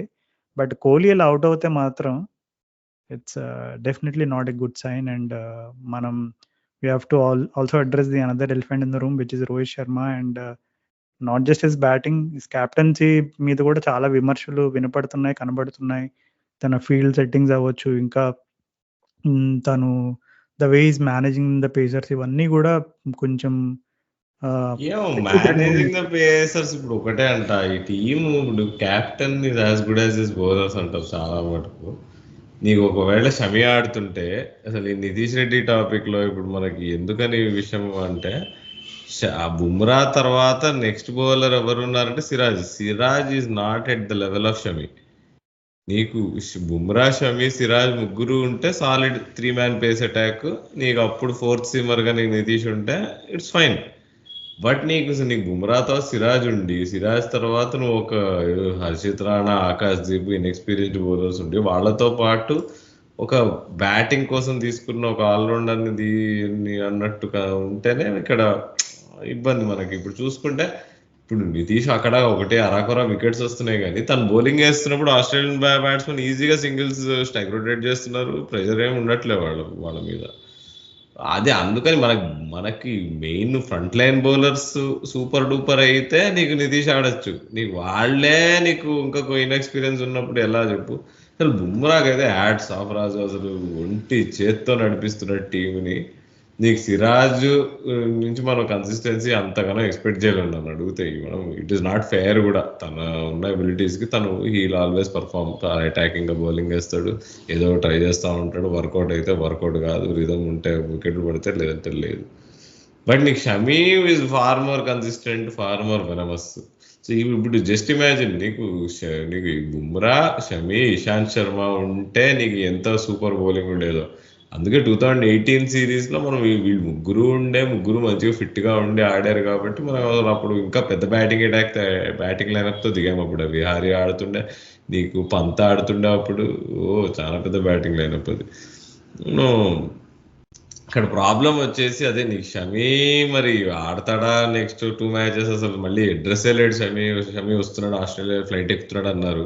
తర్వాత లేదు, రావట్లేదు, ఇప్పుడే టైం పడుతుంది అన్నారు. ఇప్పుడు వచ్చాడా, రాలేదా? ఇప్పుడు మెల్బర్న్కి సెలెక్షన్కి అవైలబుల్ ఉంటాడా లేదా? ఇప్పుడు ఇంకో ఇంపార్టెంట్ విషయం ఏంటంటే సిరాజ్ కైండ్ ఆఫ్ ఇంజ్యూర్డ్ ఉన్నట్టున్నాడు. నీకు ఫస్ట్ ఇన్నింగ్స్ అప్పుడు బౌలింగ్ వేస్తున్నప్పుడు మధ్యలో బయటికి వెళ్ళి ట్రీట్మెంట్ తీసుకొని వచ్చాడు, ఏదో స్ట్రెయిన్ ఏదో అయిందని. మళ్ళీ బౌలింగ్ వేసాడు, కానీ తను క్లియర్గా ఫీల్డ్ మీద చూస్తే తను కంఫర్టబుల్గా కనిపించలే. తను ఎంత ఫిట్ ఉన్నాడో తెలియదు. మరి గట్టి బౌలింగ్ వేసాడు 3 మ్యాచ్లు కంటిన్యూస్గా. బుమ్రా కూడా చాలా ఎక్కువ బౌలింగ్ వేసాడు. నాకంటే అదే భయం ఉండే. ఒకటి ఏంటంటే అదృష్టం, ఈ వర్షం పడడం వల్ల మనం సెకండ్ ఇన్నింగ్స్లో పెద్ద బౌలింగ్ వేయలేదు. 12 ఓవర్లో 13 ఓవర్లో వేసాము. బట్ స్టీవ్ స్మిత్ ఫామ్లోకి తెచ్చాం కదా రాజు, ఏమంటావు మరి? అదేంటి రాహుల్ అలా అంటావు? మనకి ఇష్టమైన బ్యాట్స్మెన్ ని ఫామ్ లోకి తేవడం మనకి ఆనవాయితీ కదా. ట్రావిస్ హెడ్కి అయితే మనం short ball on leg stump అయితే వేయము. వేస్తే మరీ short out side off stump వేస్తాము, రూమ్ ఇచ్చి ర్యాంప్ షాట్లు ఆడుకోవడానికి, కట్ షాట్లు ఆడుకోవడానికి. మరి అక్కడ మరి ఈ సినిమా చాలా రోజుల నుంచి చూస్తున్నాం కదా, మరి ఎందుకని వి ఫెయిల్డ్? ఇట్స్ వెరీ డిసప్పాయింటింగ్ నన్ను అడిగితే. అంటే నిజంగా చూసుకుంటే ఇప్పుడు బ్రిస్బెయిన్లో మాట్లాడడానికి పెద్దగా మన వాళ్ళు అవకాశం ఇవ్వలేదు. అంటే నిజంగా అంటే ఒక విధంగా చెప్పాలంటే వర్షం లేకపోయింటే మరొక ఘోరమైన ఓటమి చూసేవాళ్ళం అని తెలుస్తుంది. కానీ ఓకే, ఎట్లాగట్లా గట్టెక్కాము. మెల్బర్న్, సిడ్నీ మనకు మంచి అవకాశాలు. So let's look at the brighter side. But అదే లేదా అంటే ఒకటి హ్యాపీనెస్ కలిగిందంటే ఈ మధ్య టెస్ట్ మ్యాచ్ చూస్తుంటే ఏ గెలవడం ఓడడం అసలు డ్రా అనేది ఈక్వేషన్ లోనే పోయింది అసలు. అలాంటిది మనం అరే ఈ మ్యాచ్ డ్రా చేస్తే బాగుండని అసలు మ్యాచ్ స్టార్ట్ అవ్వకుందే అనుకున్నా. స్టార్ట్ అయిన తర్వాత అసలుకే ఇంకా అరే డ్రా చేసి ఎట్లా అట్లా బయటపడితే చాలు, ఈ బౌలర్లకు ఇంజురీలు కాకుండా అనేసి అనుకున్నాము. అండ్ బ్యాటింగ్లో నేను మన వాళ్ళు మరి అంత పూర్గా స్టార్ట్ చేస్తారు అనుకోలేదు. అబ్బాయి మళ్ళీ 150 ఆల్అౌట్ అనుకున్నా. ఎట్లనో అట్లా ఇది నితీష్, జడేజా చాలా బాగా ఆడాడు పాపం. అండ్ ఎండింగ్లో నీకు ఆకాష్ దీప్ ఇంకా బుమ్రా అయితే ఏం ఆడారు. బుమ్రా అయితే కమిషన్ 6 కొట్టాడు. అది నాకు తెలిసి హాల్ ఆఫ్ ఫేమ్ లో పెట్టుకుంటాడు బుమ్రా తన కెరియర్ లో. కూడా ఎలన్ మస్క్ అండ్ సుందర్ పిచ్చే దగ్గర నుంచి కూడా అటెన్షన్ అట్రాక్ట్ చేశాడు తన ఆన్సర్ తో. అవును. అండ్ కమిన్స్ ఎస్పెషల్లీ బుమ్రా ఎంత బాగా వేసాడు ఈ మ్యాచ్ లో, కమిన్స్ కూడా ఈక్వల్లీ బాగా వేసాడు. అండ్ నువ్వు గమనిస్తే రాజు, కమిన్స్ వెంటాడు పంతను అవుట్ చేస్తున్నాడు ఈ సిరీస్ లో. సో వాళ్ళు గమనించారు ఈ టీం అసలు ఆడుతుందా అంటే అక్కడ మధ్యలో పంత్ అనే ప్లేయర్ వల్లనే. పోయినసారి సిరీస్ ఓడిపోయింది కూడా అక్కడ గ్యాబాలో మ్యాచ్ ఓడిపోయింది కూడా పంత్ వల్లనే అని. సో ఐ థింక్ ఎట్లయితే ఇప్పుడు అశ్విన్ ఎగ్జాంపుల్ తీసుకోవడానికి, తను ఒక బ్యాట్స్మెన్ గురించి ఎట్లా ప్లాన్ చేసుకొని వస్తాడో సిరీస్ ముందు, అలా నాకు తెలిసి కమిన్స్ పంత్ మీద ప్లానింగ్ చేసుకొని వచ్చినట్టు అనిపిస్తుంది. Is bowling perfectly to him. And first test match తర్వాత కమిన్స్ గురించి అందరు నానా మాటలు అన్నారు, ఆ కోల్డ్ ప్లే కాన్సర్ట్కి పోయాడు, సీరియస్నెస్ లేదు అది ఇది అని. ఈ ప్రపంచకంలో ఎవరిని డౌట్ చేయొద్దు అంటే నన్ను అడిగితే there are 2 players who are Bumrah and Cummins. Yeah Rahul, అంటే ఇంకా 2 టెస్ట్ మ్యాచ్లు ఉన్నాయి, చూద్దాం మరి మన వాళ్ళు ఎట్లా కంబ్యాక్ ఇస్తారు. ఇంకా మన ఇంకో లక్కీ థింగ్ ఏంటంటే హేజల్వుడ్ ఇంజూర్డ్ అంట. సో మళ్ళీ ఇప్పుడు నీకు మెల్బోర్న్ లో స్కాట్ బోలాండ్ కానీ స్కాట్ బోలాండ్ కి మెల్బోర్న్ స్టేడియం బయట ఒక స్టాచ్యూ కట్టమని కూడా జనాలు అడుగుతారు, ఎందుకంటే తను అంత బాగా వేస్తాడు మెల్బోర్న్ లో బౌలింగ్ అని. లో తను సృష్టించిన విధ్వంసం ఇప్పటికీ చాలా మందికి కళ్ళ ముందు తిరుగుతూనే ఉంటది. అండ్ యా హేజల్వుడ్ ఇంజురీ నిజంగా అంటే ఒక విధంగా ఆస్ట్రేలియాలో అనవసరంగా తను రష్ చేస్తామని ఫీల్ అవుతారు, ఎందుకంటే ఇప్పుడు I think is out of the series completely. So Hazlewood ఉండుంటే ఖచ్చితంగా మన వాళ్ళకి మెల్బర్న్ సిడ్నీలో కొంచెం ఛాలెంజింగ్ ఉండేది, ఎందుకంటే నీకు అక్కడ హేజల్వుడ్ వన్ లాంటి బౌలర్తో ఏంటంటే నీకు మెల్బర్న్ అండ్ సిడ్నీలో ఎక్కడైతే కొంచెం బ్యాటర్స్కి బాగా అనుకూలంగా ఉండే ట్రాక్స్ ఉంటాయి, నీకు అక్కడ ఎవరైతే ఒకే లైన్ అండ్ లెంత్ కన్సిస్టెంట్గా వేసి బ్యాట్స్మెన్ ఇరిటేట్ చేస్తారు అలాంటి వాళ్ళతో చాలా ఇబ్బందిగా ఉంటుంది బ్యాటర్స్కి. And Hazlewood is one such bowler, is very metronomic, అంటే ఒకే చోట బాల్ని ల్యాండ్ చేసి బ్యాటర్స్ని క్వశ్చన్ చేసి ఎక్స్ట్రా బౌన్స్ ఇబ్బంది పెట్టే టైప్ అనమాట. సో ఈ కమిన్స్ స్టార్క్ అంటే కొన్నిసార్లు దే కెన్ గో ఎరాటిక్, కానీ నీకు హేజల్వుడ్ లాంటి ఒక bowler out of the series అవడం అనేది నాకు నిజంగా మనకి చాలా అది గుడ్ న్యూస్ అనే చెప్పాలి మన ఇండియన్ ఫ్యాన్స్ కి. అండ్ ఏమో మరి ఆడు స్కాట్ బోలాండ్ ఏం తక్కువేం కాదు, తను కూడా అంతే కదా. యా డెఫినెట్లీ, బట్ హేజల్వుడ్ ఉండుంటే అది ఇంకా కొంచెం మనకి ప్రమాదకరంగా ఉండేది. బట్ ఇంకొక అప్డేట్ ఏంటంటే రోహిత్ శర్మ కొంచెం చిరాకు పడ్డాడంట, అంటే సరైన అప్డేట్ రావట్లేదు, సరైన కమ్యూనికేషన్ రావట్లేదు ఎన్సీఏ నుంచి, ఎందుకంటే అక్కడ షమీ ఆడుతున్నాడని మాకు తెలుస్తుంది, తను క్రికెట్ ఆడుతున్నాడు కాంపిటేటివ్ క్రికెట్, కానీ తన నీస్ ఇంకా కొంచెం ఇష్యూస్ ఉన్నాయనే వార్తలు వినబడుతున్నాయి. అసలు తను ఎంత ఫిట్గా ఉన్నాడు, టెస్ట్ క్రికెట్ ఆడగలడా, ఒకవేళ ఆడితే తను 100 to 200% ఫిట్గా ఉంటేనే మేము రాణిస్తాము, లేదంటే ఊరికే వచ్చి ఒక టెస్ట్ మ్యాచ్లో ఇంజ్యూర్ అయ్యి వెళ్ళిపోవడం అనేది it's not an ideal scenario. So మాకు కొంచెం క్లారిటీ కావాలి అప్డేట్లో అని, ఆ విషయం మీద కూడా కొంచెం ఫ్రస్ట్రేట్ అయినట్టు కనబడుతుంది. And by the science of it Shami మరి ఇంకా సిరీస్లో పాల్గొనడం అనేది అది కూడా కొంచెం మరి అనుమానంగానే కనబడుతుంది. సో కానీ బట్ ఆకాష్ దీప్ అయితే చాలా బాగా వేసాడు Raju, I was very much impressed. అంటే తన కోసం తయారు చేసిన పిచ్ కాదు ఇది, తను హిట్ ద డెక్ బౌలర్ కాదు, తను జస్ట్ ఇట్లా నీకు సీమ్ మూవ్మెంట్ కొంచెం స్టూవర్ట్ బ్రాడ్ లాంటి బౌలర్. స్టూవర్ట్ బ్రాడ్ కొంచెం హైట్ ఉంటాడు కాబట్టి కొంచెం బౌన్సీ పిచెస్ మీద అడ్వాంటేజ్ దొరుకుతుంది, కానీ but he did his best. పాపం లక్ లేకుండే తను ఫస్ట్ బిల్లింగ్స్ లో బౌలింగ్ వేస్తున్నప్పుడు చివరికి పాపం ఒక వికెట్ తీసాడు, కానీ బట్ ఇంకో రోజు నాకు తెలిసి ఇంకా ఎక్కువ వికెట్లు దొరుకుండేవి. ఐ థింక్ నీకు ఆకాష్ దీప్ ఆడతాడు మెల్బోర్న్లో 100%. బుమ్రా, ఆకాష్ దీప్, మరి సిరాజ్ ఫిట్ ఉంటే సిరాజ్ ఆడతాడు, కానీ నాకు డౌట్ వస్తుంది. I think 3 matches Audi New Zealand test matches కూడా తను 2 ఆడి అంటే చాలా అంటే వర్క్ లోడ్ బాగానే తగిలింది సిరాజ్కి. ఐ డౌట్ ఇట్ తను ఆడతాడా లేదా అనేది. తను ఆడకపోతే అప్పుడు హర్షిత్ రానా, ప్రసిద్ధ్ కృష్ణ ఎవరు ఆడతారో చూడాలి. మరి ఇప్పుడు మళ్ళీ నితీష్ బాబుకు ప్లేస్కి మళ్ళీ ఏమన్నా క్వశ్చన్ మార్కులు వస్తాయా, will they play him, I don't know. మరి అది దాని గురించి ఐ థింక్ బ్యాట్స్మెన్ గా ఆడితే నాకేం ప్రాబ్లం లేదు. మేబీ ఇప్పుడు మెల్బోర్న్ లో మనకి స్పిన్నర్ అవసరం లేదు అనుకుంటే జడేజా బదులు నితీషే ఉంటాడు టీంలో, ఇంకా ఎక్స్ట్రా బౌలర్ని ఆడియచ్చు. సో ఇంట్రెస్టింగ్ కాంబినేషన్స్ ఏమైతే అని. సో మూవింగ్ సైడ్ మనం చూసుకుంటే అక్కడ మన టీంలో ఒక రిటైర్మెంట్ అయితే అక్కడ న్యూజిలాండ్లో కూడా ఇంకో రిటైర్మెంట్ అయింది.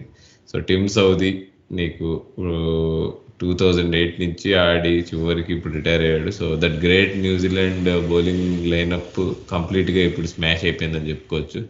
సౌదీ, బోల్ట్, వాగ్నర్ ఈ ముగ్గురు కలిసి వాళ్ళు గత 10 ఏళ్ళగా అసలు ఒక ఊపారు న్యూజిలాండ్ క్రికెట్ని. సో ముగ్గురు ఇప్పుడు లేకుండా టీం ఊహించుకోవడం నాకే కష్టంగా ఉంది యాక్చువల్గా. అండ్ నాకు కొంచెం సౌదీ అంటే ఇష్టం ఎప్పటి నుంచో. తను ఫస్ట్ ఎప్పుడు చూసా అంటే కోహ్లీ ఇంకా వీళ్ళంతా కలిసి అప్పుడు under nineteen world cup Kane Williamson వీళ్ళంతా అదే బ్యాచ్. అప్పుడు మనం సెమీఫైనల్కి న్యూజిలాండ్తో ఆడతాం, ఫైనల్ సౌత్ ఆఫ్రికాతో ఆడతాం అనుకుంటా. సో అప్పుడు ఆ న్యూజిలాండ్తో సెమీఫైనల్ అప్పుడు సౌదీ బౌలింగ్ వేస్తుంటాడు. ఆ tournaments best bowler Southee, man of the అంటే ఆ best bowler of 2008 under nineteen world cup. So అప్పటి నుంచి చూసాము, అక్కడి నుంచి కెరియర్ ఎట్లా డెవలప్ అయిందో చూసాము. అండ్ ఐ థింక్ నీకు 2021 world test championship cycle I think that was the peak of team Saudi. So 391 wickets తీయడం మజాక్ కాదు. So New Zealand second highest wicket taker. So నీ ఫేవరెట్ టీమ్ సౌదీ మూమెంట్ ఏంటి రాదు? ఫేవరెట్ అంటే నాకు నేను మామూలుగా ఉన్నటువంటి వృత్తిని బట్టి మామూలుగా న్యూజిలాండ్ షిఫ్ట్లు చేయడం అంటే చాలా ఛాలెంజింగ్. ఎందుకంటే అది 3:30కి స్టార్ట్ అవుతాయి అనమాట. మామూలుగా 3:30కి స్టార్ట్ అయ్యే టెస్ట్ మ్యాచ్లు అండ్ అందులోకి న్యూజిలాండ్లో కొన్నిసార్లు నీకు డే 1 డే 2 తర్వాత కంప్లీట్ ఫ్లాట్ అయిపోతాయి పిచ్లు. ఇంకా వాళ్ళు సెకండ్ ఇన్నింగ్స్లో బ్యాటింగ్ బాగా సహకరిస్తుంది అనమాట. సో అట్లాంటప్పుడు ఐ థింక్ పర్టికులర్గా ఒక టెస్ట్ అని చెప్పలేను. అంటే ఇప్పుడు మేబీ ఒకసారి నేను వెనక్కి వెళ్ళి నేను చేసిన మ్యాచెస్ అవి చూసుకుంటే definitely there will be 1 or 2 that I can fondly remember. కానీ సౌదీ నీకు ఎప్పుడు ఏంటంటే నీకు ట్రెంట్ బోల్ట్ అండ్ సౌదీ ఈ కాంబినేషన్లో ఎప్పుడైనా బోల్ట్ కొంచెం అంటే కొన్నిసార్లు ఏంటంటే నీకు బోల్ట్ స్టార్టింగ్లో కొంచెం కంట్రోల్ తక్కువ ఉండేది. అంటే తను స్వింగ్ చేస్తున్నప్పుడు అది కొంచెం కంట్రోల్. సో సౌదీ మాత్రం ఎప్పుడు నీకు ఇప్పుడు పేస్ పరంగా ఇప్పుడు సౌదీ అండ్ బోల్ట్ తీసుకుంటే they are not someone like ఏదో 145 ఇట్లా చేసే టైప్ కాదు. కానీ టీమ్ సౌదీతో ఏంటంటే నీకు ఎప్పుడు కూడా అవుట్ సైడ్ ఆఫ్ స్టంప్ బ్యాటర్స్ని ఆ స్లిప్ కార్డన్లో అవుట్ చేయడం ఇవన్నీ కూడా చాలా ఫాండ్ మెమరీస్ ఉన్నాయి. అండ్ మోస్ట్ పర్టికులర్గా I think one of the days అది ఏ టెస్ట్ మ్యాచ్లో గుర్తు రావట్లేదు. I think opponents wear Sri Lanka are south Africa గుర్తు రావట్లేదు. సో ఐ థింక్ ఆ రోజు కొంచెం త్వరగా అయిపోతే టెస్ట్ మ్యాచ్ బాగుండు, 7 వెళ్ళిపోవాలి మళ్ళీ ఇంటికని అనుకున్నా ఆ రోజు. I think Team Saudi, he just took one spell and he blew the opposition away. So I think it had quite maybe 2016, 17, 18 ఆ ఫేజ్లోనే అని అనుకుంటున్నా. అందుకని సరిగ్గా గుర్తు రావట్లేదు. బట్ అదర్వైజ్ నార్మల్గా చెప్పుకోవాలంటే సౌదీ గురించి డెఫినెట్లీ న్యూజిలాండ్లో ఇప్పుడు నువ్వు ఇందాక అన్నట్టు వాగ్నర్, బోల్ట్ అండ్ సౌదీ వీళ్ళు ముగ్గురు ఉన్నప్పుడు నిజంగా అసలు న్యూజిలాండ్ వాళ్ళని కొట్టడం అంటే ఇంకా అసాధ్యమని చెప్పుకోవాలి. అది ఎంత గ్రేట్ టీం అయినా కానీ. ఎందుకంటే all 3 of them brought different varieties. ఇప్పుడు నీకు వాగ్నర్ వచ్చేసి షార్ట్ బాల్ తోటి బ్యాటర్స్ని కంగు తినిపించడం ఒక ఎత్తు అయితే, అక్కడ టిమ్ సౌదీ అండ్ బోల్ట్ ఇద్దరు కూడా స్వింగ్ మహారాజులు. అండ్ సౌదీ ఏంటంటే నీకు స్క్రాంబుల్ సీమ్ డెలివరీ వీటన్నిటిలో కూడా చాలా స్పెషలిస్ట్ అయ్యాడు. తను కెరీర్ ప్రోగ్రెస్ అయ్యే కొద్దీ కూడా తను జస్ట్ నాట్ ఏదో స్వింగ్ స్పెషలిస్ట్గానే కాకుండా తను ఆ స్క్రాంబుల్ సీమ్ ఒకటి ఇవన్నీ కూడా కట్టర్స్ వేయడం ఇవన్నీ కూడా చాలా డెవలప్ చేసుకున్నాడు. అంటే మనం ఈవెన్ ఆండర్సన్ కెరీర్ గమనించుకున్న జేమ్స్ ఆండర్సన్ తను కెరీర్ ప్రోగ్రెస్ అయ్యే కొద్దీ కూడా తను in swing, out swing, scramble seam, ఈ కట్టర్స్ ఇవన్నీ ఎప్పుడు యూస్ చేయాలి వీటిలో బాగా తను ఎట్లయితే దిట్టయ్యాడో I think Southee was also he also had almost similar journey అని చెప్పుకోవాలి. So has had a wonderful career. And నువ్వు అన్నట్టుగా ఇప్పుడు కంప్లీట్ అయిపోయింది ఆ బోల్ట్, వాగ్నర్ అండ్ ఇప్పుడు సౌదీ కూడా వెళ్ళిపోయేసరికి ఐ థింక్ మరి నెక్స్ట్ ఎవరున్నారు అనేది మనకి ఇప్పుడు ప్రజెంట్ ఓకే విలియం మోరోకి అండ్ హెన్రీస్ అండ్ వీళ్ళందరూ అక్కడెక్కడ కనబడుతున్నారు. మ్యాట్ హెన్రీ అయితే ఐ థింక్ టిమ్ సౌదీ దగ్గర నుంచి నాకు తెలిసి అందుకుంటాడు. I think he's the leader of the attack now. And I think Matt Henry కాకపోతే అంత యంగ్ కాదు, ఇంకో 5 ఏళ్ళు ఆడతాడేమో. సో దాని తర్వాత ఇక నీకు కొత్త బౌలర్స్ ఉన్నారు నీకు రూర్ కాకుండా బెన్సియర్స్ చాలా ఇంప్రెస్ చేశాడు ఈ ఇయర్ స్టార్టింగ్. కైలీ జేమిసన్ వచ్చి ఒక మెరిసాడు కానీ మరి అది వెయిటింగ్, మళ్ళీ ఎప్పుడు వస్తాడు ఆ మనిషి అనేది అందరూ వెయిటింగ్. వరల్డ్ క్రికెట్ మొత్తం వెయిటింగ్, ఇండియాని ఓడగొట్టడానికి వచ్చాడు. నీకు బోల్ట్, సౌదీ, వాగ్నర్ గా అప్పుడు జేమిసన్ తోడైతే అప్పుడు ఏం జరిగిందో చూసాం. ఆ 2 ఏళ్ళు మరీ అన్బీటబుల్ ఉండేవాళ్ళు, all over the world unbeatable ఉండే న్యూజిలాండ్. అప్పుడు కోవిడ్ కాకుండా మామూలు టైంలో నాకు తెలిసి ఇంకా ఎక్కువ సిరీస్లు ఆడగలిగేవాళ్ళు, ఇంకా ఎక్కువ డ్యామేజ్ చూసేవాళ్ళు న్యూజిలాండ్ టీం నుంచి. ఎందుకంటే బౌలింగే మోస్ట్ ఇంపార్టెంట్ థింగ్ టెస్ట్ మ్యాచెస్లో. But I think team Southee should be very proud. నాకు ఇష్టమైన విషయం ఏంటంటే సౌదీలో నీకు ఇండియాలో తన రికార్డ్ బాగుంటుంది చూస్తే, బిలో 30 ఉంటుంది యావరేజ్. చాలా తక్కువ మంది బౌలర్స్కి ఉంటుంది, ఎస్పెషలీ పేస్ బౌలర్స్కి, ఫారెన్ పేసర్స్కి. సో అది అంత ఈజీ కాదు. So I think that is proud achievement. నాకు గుర్తు 2012లో అనుకుంటా నీకు బెంగళూరులో చిన్నస్వామిలో టెస్ట్ మ్యాచ్లో తను 7 వికెట్స్ తీస్తాడు. సో ఐ థింక్ ఇండియాలో ఒక ఫాస్ట్ బౌలర్ అట్లా ఏదో నీకు 5 వికెట్ హాల్ తీయడమే గగనం అనుకుంటే 7 వికెట్ హాల్ తీయగలిగిన ఇంకో బౌలర్ ఎవరు ఉన్నారా అంటే ఐ థింక్ నాకు గుర్తొచ్చేది ఒకే ఒక మనిషి, that is Dale Steyn. So నేను అప్పటి నుంచి so I think I rate Southee very highly. నీకు జస్ట్ ఫారెన్ కండిషన్స్ కాదు, ఇండియన్ కండిషన్స్ లో కూడా you can perform very well అని. ఇండియా టూర్స్ అన్నిట్లో తను బాగా చేశాడు. ఈవెన్ మొన్నైన వైట్ వాష్ టూర్ లో కూడా చూసుకుంటే సౌదీ లాస్ట్ 1.5 year నుంచి అసలు బౌలింగ్ వేయడం మానేసేయడానికి కూడా డౌట్ వస్తుంది.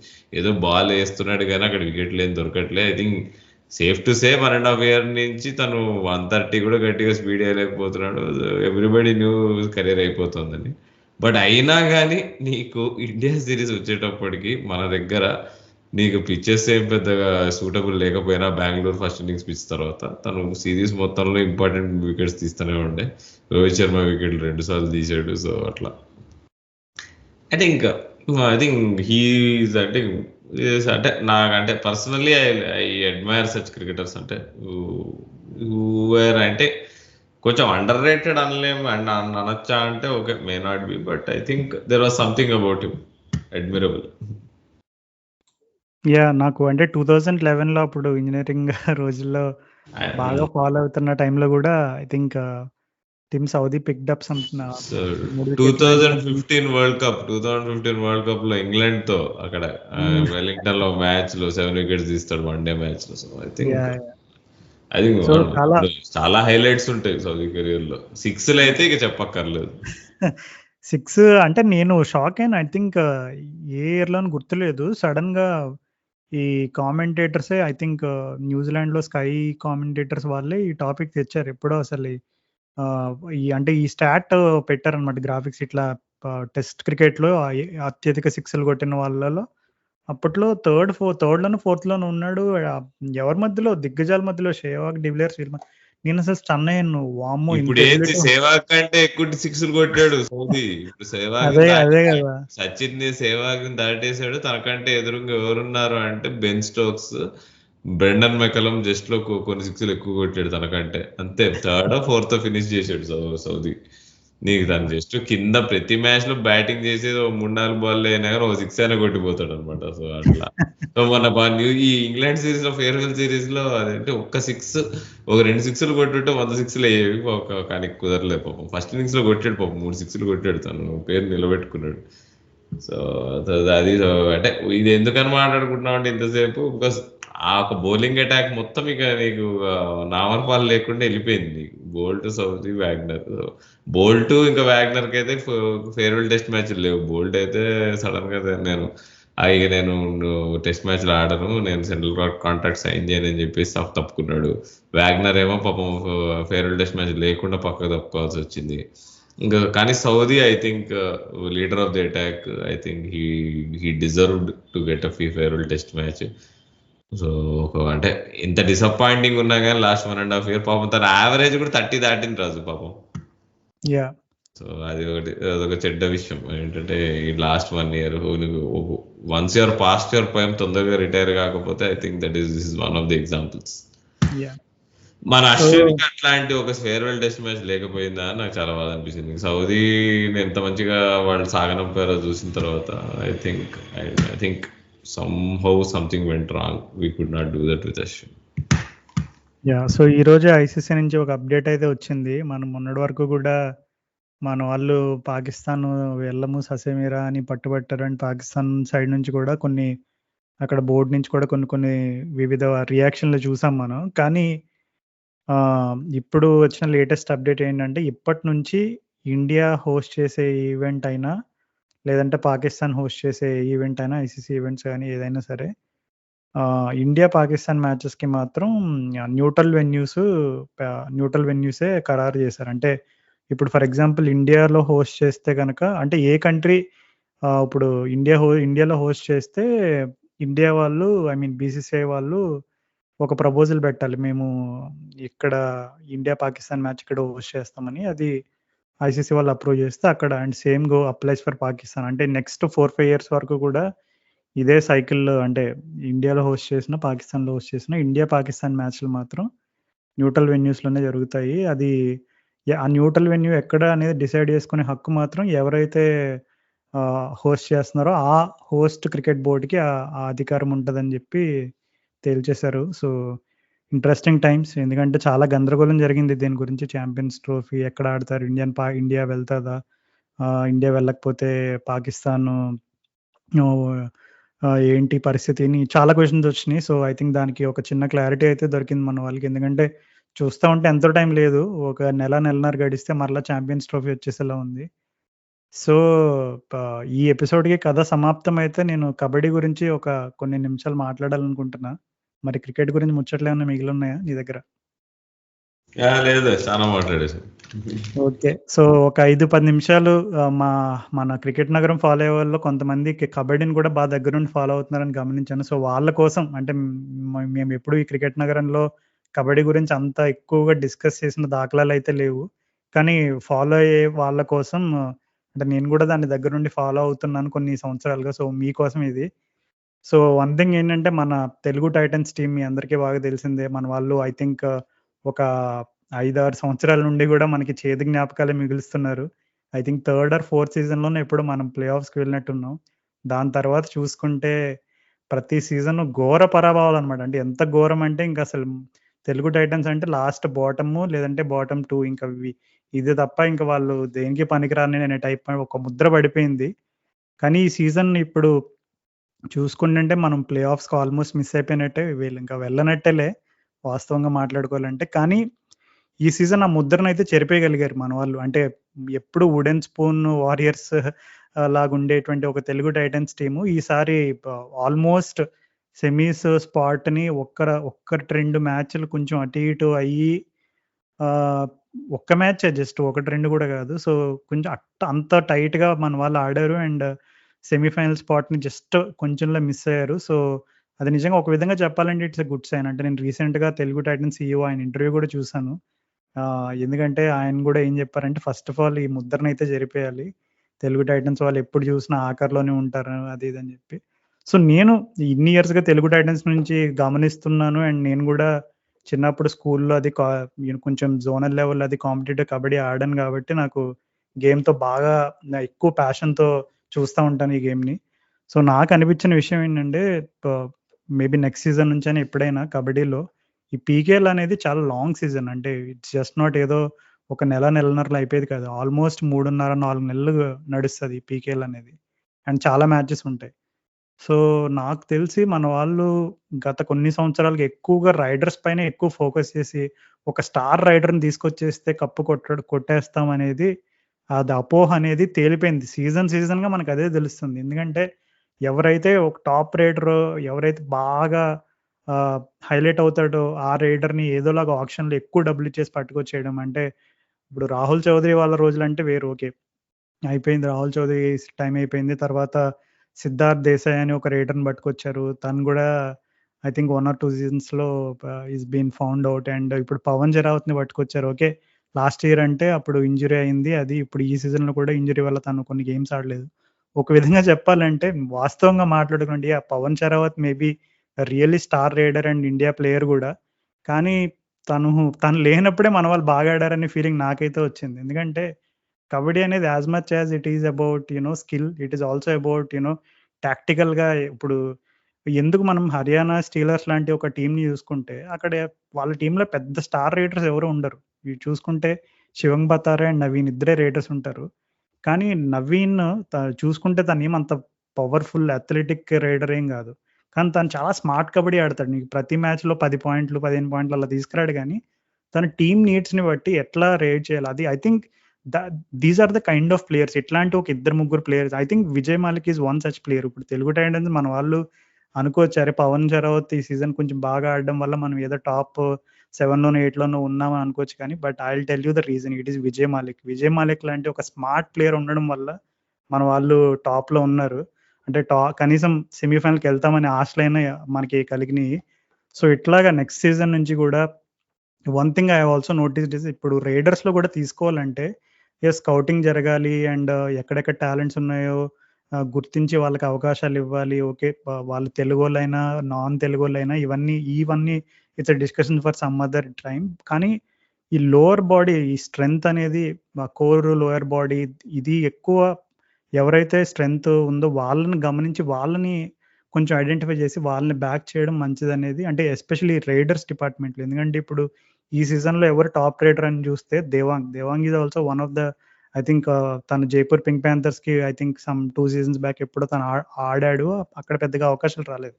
కానీ ఈ సీజన్లో తను చూసుకుంటే తన బాడీని బాగా బిల్డ్ చేసుకున్నాడు. ఎస్పెషల్లీ తన కోర్ అండ్ లోవర్ బాడీ చూసుకుంటే ఎంత పవర్ఫుల్గా ఉందంటే he is way above any other raider in this league ఈ పీకేఆర్లో. సో ఇట్లాగా మన వాళ్ళు ఒక టాలెంట్ని ఐడెంటిఫై చేసినా ఎవరిని ఐడెంటిఫై చేసినా we need a mix of everything. So కబడ్డీలో మ్యాట్లో ఉండే 7 పీపులే కానీ ఈ సీజన్ కొంచెం డిఫెండింగ్ బాగానే ఉంది. గత సీజన్స్తో పోల్చుకుంటే ఈ సీజన్లో డిఫెండర్స్ బాగానే ఉన్నారు. కానీ కొన్ని మ్యాచెస్లో కొంచెం అగ్రెసివ్గా ఉండుంటే బాగుండేదని ఫీలింగ్ వచ్చి ఉంటుంది చాలా మందికి. But all said and done ఇంకొకసారి ఎప్పుడైనా బాగా సమయం ఉన్నప్పుడు ఖచ్చితంగా ఒక కబడ్డీ ఎక్స్క్లూజివ్ ఎపిసోడ్ చేయడానికి ప్రయత్నం చేస్తాను. బట్ ఈ రోజుకైతే just I thought Telugu Titans pro kabaddi లీగ్లో వాళ్ళు ఆడిన తీరికి I felt that they needed appreciation and also encouragement. So Telugu Titans fans ఎవరున్నా సరే నిరాశ పడద్దు. ఈ సీజన్ మనం పాజిటివ్ సైన్స్ చూపించాం. నెక్స్ట్ సీజన్ నుంచి ఇంకా మంచిగా ప్రోగ్రెస్ అయితే definitely there are good signs going forward. So ఈ ఎపిసోడ్ ఇంతటితో సమాప్తం. సో మరలా Melbourne test match boxing day test match అని కూడా అంటారు. అండ్ దాని గురించి I think already boxing day test match special ఏంటి, దాన్ని ఎందుకు బాక్సింగ్ డే అంటారు అనేది కూడా ఐ థింక్ రాహుల్ మనం లాస్ట్ ఇయర్ అంతకు ముందు ఎప్పుడో ఒకసారి ఒక ఎపిసోడ్లో డిస్కస్ చేసినట్టు గుర్తు. బాక్సింగ్ డే ఎందుకని అంటారని. సో ఐ థింక్ మీరు పాత ఎపిసోడ్లు మేము పాత బోర్డర్ గవాస్కర్ ట్రోఫీ ఎపిసోడ్లు నాకైతే అసలు ఈ సిరీస్ లో ఏందో ఇప్పుడే ఇది ఒకటే రిటైర్మెంట్ కాదు ఇంకా అంటున్నారు. సో ఈ బాక్సింగ్ డే టెస్ట్ మ్యాచ్ తర్వాత మళ్ళీ ఇంకో రిటైర్మెంట్ చూస్తామా, ఏం జరగబోతుందని నేనైతే ఆస్ట్రేలియా నుంచి రిటైర్మెంట్ చూసే అవకాశం ఉందా? ఉస్మాన్ ఖవాజా ఖవాజాని నాకు తెలిసి డ్రాప్ చేస్తారేమో అని డౌట్. అక్కడ Sam Konstas the next big thing అంటున్నారు. తను బిగ్ బ్యాష్ లో చూసాను. అసలు నేను నిన్నే అనుకుంటా బిగ్ బ్యాష్ లో చూసాను, భయం వేసింది నాకు చూస్తే. క్యాన్బెరా టెస్ట్ మ్యాచ్ లో కూడా తను 100 కొట్టాడు మన మీద. సో టెస్ట్ మ్యాచ్ కదా, అదే టూర్ గేమ్ లో. సో ఐ థింక్ తనని ఆడించే ప్రయత్నం చేస్తారు. ఒకవేళ ఆస్ట్రేలియా వాళ్ళు ఈ next boxing day test match ఓడిపోతే పక్కా Khawaja retirement is on the cards. ఒకవేళ గెలిస్తే మేబీ సిడ్నీలో తనకి ఫేర్వెల్ ఇస్తారేమో అని అనుకుంటున్నారు అందరు. కానీ సరే ఇప్పుడు మన టీంలో ఇంజరీస్ అది ఇది అనుకుంటున్నారు, కానీ ఆస్ట్రేలియాలో ఏం తక్కువ లేవు. అక్కడ నీకు చూస్తే అక్కడ మిచెల్ మార్ష్ వాళ్ళ వర్జన్ ఆఫ్ నితీష్ రెడ్డి అక్కడ ఏమీ బౌలింగ్ వేయడానికి ఫిట్నెస్ ఏమాత్రం లేదని అర్థమైంది. హేజల్వుడ్ అక్కడ ఇంజూరీ ఉన్నా కానీ మిచ్ మార్ష్కి బాల్ ఇవ్వట్లే అక్కడ, ఎందుకంటే తను ఎక్కడ ఇంజూరీ అయిపోతాడా అని. తను బ్యాటింగ్ ఫామ్ కూడా అంత గొప్పగా ఏం లేదు. అక్కడ నీకు హెడ్ ఒకటే బ్యాటింగ్ చేస్తున్నాడు, స్మిత్ ఫామ్ లోకి తెచ్చాము.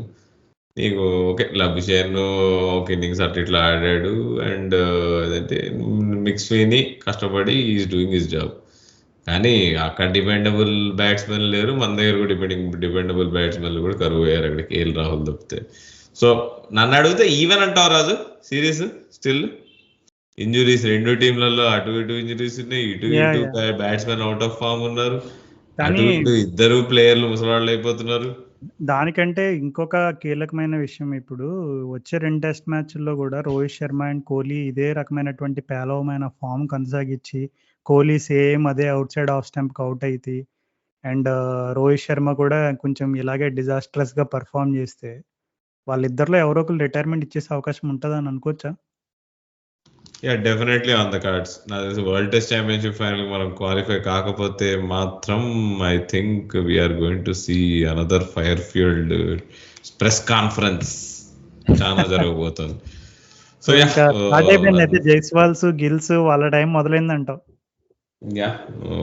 అలా ఏమో అది అంటే ఈ బ్రిస్బేన్ టెస్ట్ మ్యాచ్ లో తేలిపోయి ఉంటే ఒకేసారి మనకు అర్థమైపోయేది పిక్చర్. కానీ ఆ వర్షం పడి మనం ఆ ఫాలో అని ఎట్లనో అట్లా బీట్ చేసి అండ్ నీకు ఆస్ట్రేలియాలో హేజల్వుడ్ ఇంజూర్ అవ్వడము, వాళ్ళు కొంచెం ఫ్రస్ట్రేట్ అవ్వడం మనం ఫాలో అన్ ఛేదించినందుకు. సో ఇట్లాంటివన్నీ చూసిన తర్వాత ఐ థింక్ మనకు ఎందుకో కొంచెం మొమెంటం వచ్చినట్టు అనిపిస్తుంది. సో వాళ్ళు 89 for 7 అయ్యారు సెకండ్ ఇన్నింగ్స్లో. ఓకే అదంతా వాళ్ళు T20 ఆడడానికి ట్రై చేశారు అక్కడ ఆ పిచ్ మీద, clearly it is not possible అని, కానీ బట్ దే వర్ అదే క్లియర్ ఇప్పుడు అబౌట్ మనం వాట్. ఆడుంటే ఇంకొక 36 ఆల్ అవుట్ రిపీట్ అయ్యేదా? ఏమో అదే కదా, ఒకవేళ మనం ఫాలో అని ఒక 5 రన్లు తక్కువ కొట్టుంటే 200 లీడ్ లేకపోయినా మనం అప్పుడు బ్యాటింగ్ కి దిగుంటే ఆ రోజు, అదే కదా, ఊహించుకుంటేనే భయం వేస్తుంది అసలు. అమ్మో వీ కెనాట్ అంటే. సో ఏం జరగబోతుందో బాక్సింగ్ డే ఇంకా నేనే కన్ఫ్యూజ్డ్ ఉన్నాను. కండిషన్స్ ఎలా ఉంటాయో ఎవరికి తెలీదు. అండ్ చూద్దాం ఇక. Only way up is going all out. So let's see ఏం జరుగుతుంది బాక్సింగ్ డేలో, తర్వాత న్యూ ఇయర్స్ టెస్ట్లో. వర్షం అయితే పడద్దు అనుకుంటున్నా, ఎందుకంటే ఇప్పుడు పర్ఫెక్ట్గా ఇప్పుడు మనకు కావాల్సినప్పుడు వర్షం పడింది. ఇప్పుడు సిరీస్ పర్ఫెక్ట్లీ పాయిజ్డ్ ఉంది, 2 టెస్ట్ మ్యాచ్లు. సో ఈ 2 టెస్ట్ మ్యాచ్లలో ఒకటి విన్, ఇంకొకటి డ్రా అవ్వాలని నేను కోరుకుంటున్నా. రెండిట్లో ఒకటి జనరల్గా మనకేదో. జనరల్గా సిడ్నీలో ఎక్కువ వర్షం ఎక్కువ ఇబ్బంది పెడుతుంది హిస్టరీని చూసుకుంటే, కానీ మరి చూద్దాం ఈసారి. సో ఇప్పుడు నెక్స్ట్ డే మెల్బర్న్ లో గెలిచిన టీము సిడ్నీలో డ్రా చేసుకోవడానికి ట్రై చేస్తుంది. And that is where test cricket is at its peak అని నేను నమ్ముతా. సో ఆ స్క్రిప్ట్ నేను ఫాలో అవుతా. ఏమంటావు? అంతే. సో హోప్ఫుల్లీ మనం అనుకున్నట్టుగానే మన వాళ్ళు మెల్బోర్న్లో గెలిచి సిడ్నీలో డ్రా, లేదంటే ఎందుకంటే లాస్ట్ మ్యాచ్ గెలవాల్సిన పరిస్థితుల్లో ఉంటే ఖచ్చితంగా లైక్ ఇట్ విల్ బి కొంచెం ప్రెషర్ ఉండడం వల్ల we may not see the best of whichever team that could be. So చూద్దాం మరి. అనుకుంటానే మరలా ఇంకొక సంవత్సరం ముగింపులోకి కూడా వచ్చేసాం ఆల్మోస్ట్. సో మేము అంతకుముందు ఎపిసోడ్ నుంచి చెప్తున్నట్టుగానే కొంచెం ఈ డిజిటల్ స్కామ్స్ అవి వాటి బారిన పడకుండా జాగ్రత్తగా ఉండండి. So hopefully you having a good time and we wish you the best for the rest of the remaining year. So మరలా నెక్స్ట్ ఎపిసోడ్లో మన ఇండియా వాళ్ళు మాట్లాడుకోవడానికి మంచి ముచ్చట్లు, అండ్ అట్లాగే మన వాళ్ళు బ్యాటర్స్ కూడా కొంచెం మంచి ఫామ్లోకి వచ్చి ఒక విజయంతో మన అందరి ముఖంలో ఒక చిరునవ్వు నింపుతారని కోరుకుందాం. సో అప్పటి వరకు నా తరపు నుండి అండ్ అలాగే రాహుల్ తరపు నుండి టాటా అండ్ గుడ్ బై.